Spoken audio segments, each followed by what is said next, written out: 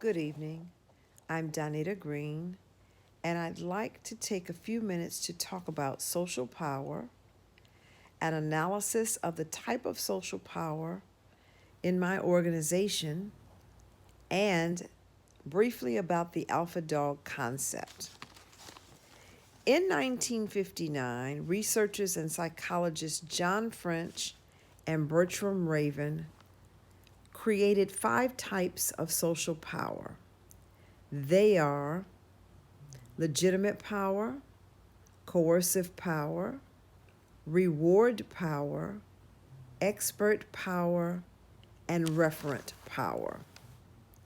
Casulo, in his book entitled Leading the High Energy Culture, defines legitimate power as, quote, the power that comes from being appointed to a position of authority, close quote. A few examples of this type of power are the President of the United States. He has legitimate power. The president of a company or corporation. He or she has legitimate power. The professor in a classroom or with an online class. He or she has legitimate power. The second type of power is coercive. Casulo describes coercive power as, quote, the ability and authority to punish people for whatever reason, close quote. A person with legitimate power more than likely also has coercive power. On the expertprogrammanagement.com website, coercive power in the workplace is described as, quote, the use of force to get an employee to follow an instruction or order, where power comes from one's ability to punish the employee for noncompliance. This power is in use, for example, when an employee carries out an order under fear of losing their job or their annual bonus. In effect, they are forced to perform the task. Coercion has 2 types, direct and indirect. Direct coercion is a deliberate threat by a leader to elicit a specific behavior. Indirect coercion is where the threat is perceived by the employee, regardless of whether it is real or not. The next type of social power is reward power. Casulo describes reward power as, quote, the ability to give people things that they want or to take away things that they want.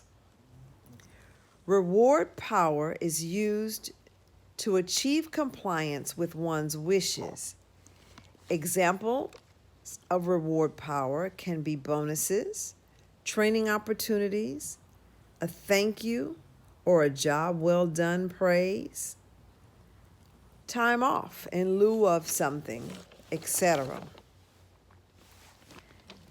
These 3 forms of power, legitimate, coercive, and reward, are considered formal power sources.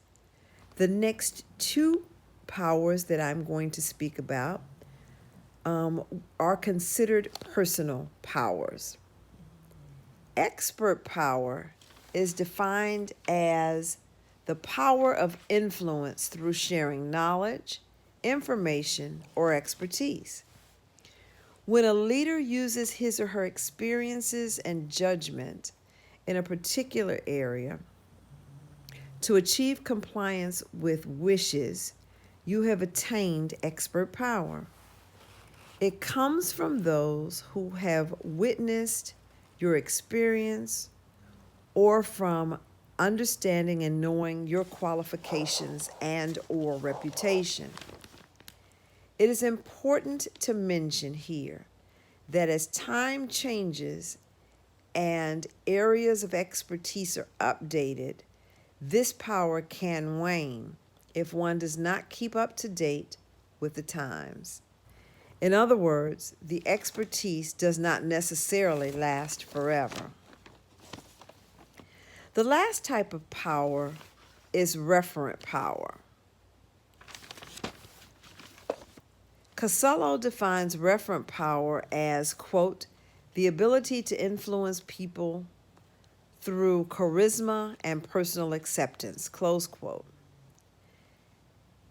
ExpertProgramManagement.com states that, quote, one uses his or her status as a trusted and respected role model to achieve conformity with one's wishes, close quote. Referent power is often achieved through modeling behavior that the person wants others to have.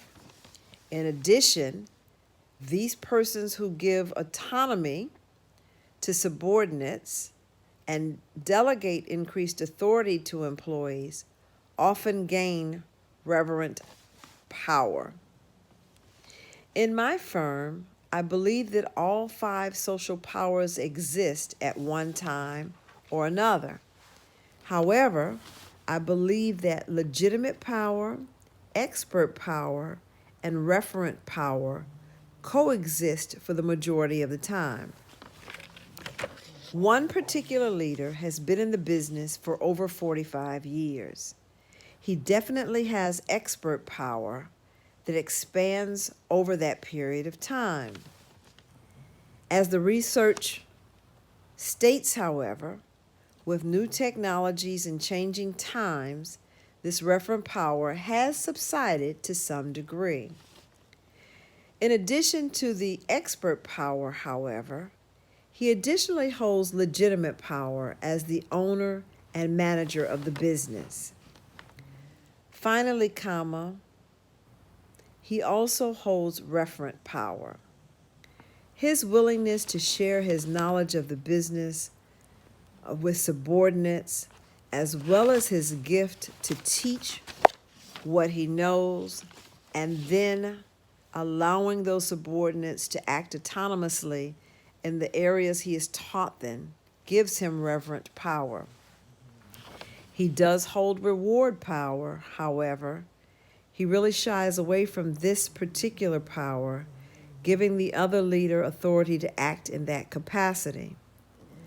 Finally, when he has tolerated all he is willing to tolerate on a particular issue, coercive power can rear its head, and it's quite uncomfortable for everyone. Fortunately, his coercive power only occurs on a very rare basis. The other leader mostly uses referent, expert, and legitimate power. She believes in employee autonomy as well, and in allowing employees to do as much as they are willing to learn and are capable of doing. Her expert power is much less focused than the other leader, but does cover a vast array of areas outside of the central area the business is focused in. In other words, she has the expert power in human resources, finance, etc., and not as much as the other leader in the funeral industry, period. Additionally, there is legitimate power as she is co-owner of the business. Reward power has been tasked to this leader by the first leader.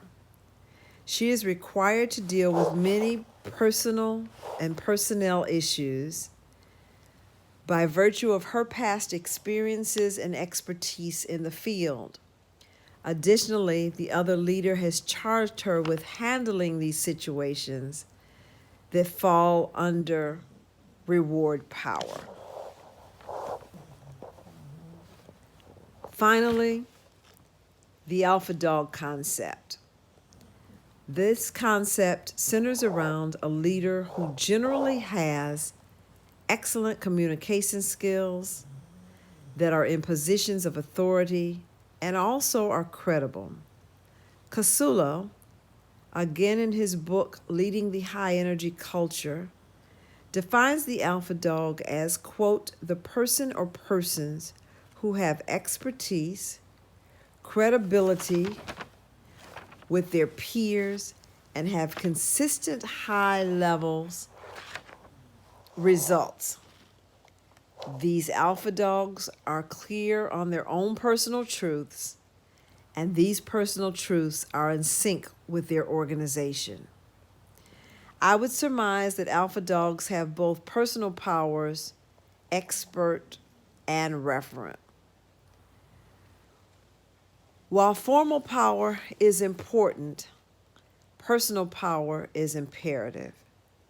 It makes the alpha dog consistent, which in turn helps the organization to be consistent, and this consistency helps the company to perform with greatness.